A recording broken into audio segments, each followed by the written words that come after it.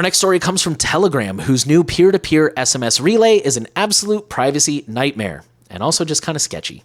So Telegram has started offering some of its users free premium subscriptions in exchange for access to their phones for sending out login verification codes via SMS. The feature is potentially a privacy and spam nightmare, as participants will presumably be able to see the numbers that their phones are sending out codes to. Even though they're not supposed to, it says not allowed to, but let's be real. Even though they're not supposed to contact these numbers as per the terms of service, Telegram shouldn't provide random users with other users' phone numbers for whatever reason. With this policy, any Telegram users' phone numbers could potentially be shared with strangers, even if they haven't opted into the program themselves.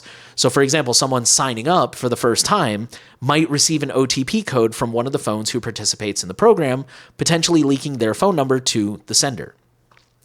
In its P2PL terms of service, the company says the program, quote, may not be available to users in certain regions in accordance with current demand, economic factors, relevant regulatory restrictions, and local telecommunications infrastructure.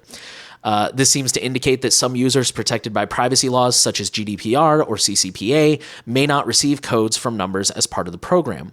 However, Telegram doesn't mention the fact that it's sharing phone numbers with third parties for the purpose of verification at all in its privacy policy or premium terms of service, indicating that its new P2PL program could violate its own privacy policy. People who join the program will get a free month of Telegram Premium, but could also face problems with their mobile service providers. It's likely that most carriers forbid subscribers from sending automated messages like this through their regular consumer accounts. This is probably why Telegram will only send up to 100 messages per month, but even then, participants could face being banned by their cellular service provider. So we are notoriously not fans of Telegram around here. My question is, what are they trying to do? Because this sounds like they're trying to get around some kind of restriction. Maybe this is like a cost-cutting measure, because if you're sending 100 messages, it's not costing me the price of each message. And if, 5,000 people sign up for that, it's probably still cheaper than the month of premium that I'm offering you.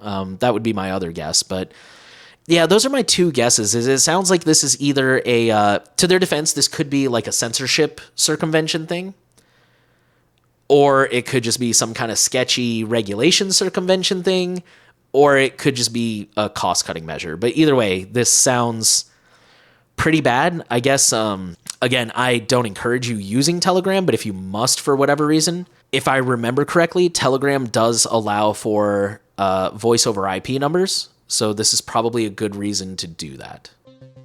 Hey, thanks for watching this clip. Here's another clip for you, and if you want to really dive into tech news, check out our main channel, Surveillance Report, for all your privacy and security news in a convenient video and audio podcast once a week. Thanks again for watching, and I'll see you soon.